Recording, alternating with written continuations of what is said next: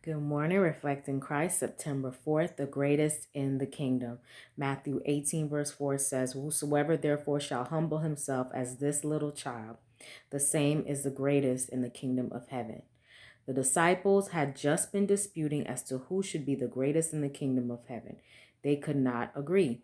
One would claim the honor for himself, another for himself. None of the disciples were in a proper frame of mind to comprehend the significance of coming events or to appreciate the solemnity of the present occasion.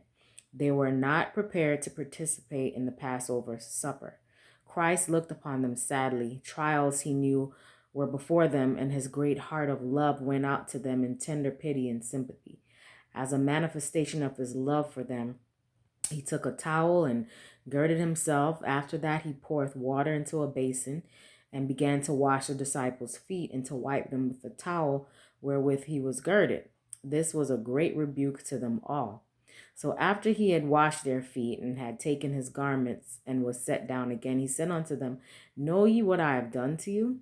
You call me Master and Lord, and you say, Well, for so I am. If I then, your Lord and Master, have washed your feet, you also ought to wash one another's feet.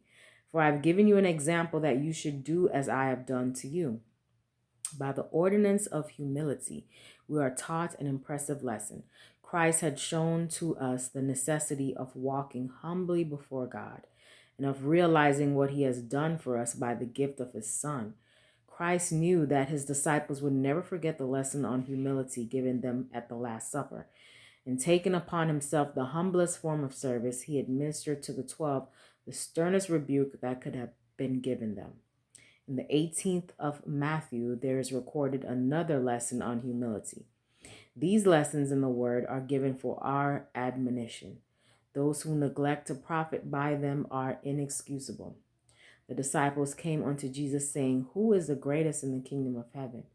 And Jesus called a little child unto him and set him in the midst of them and said, "Verily I say unto you, except you be converted and become as little children, ye shall not enter into the kingdom of heaven.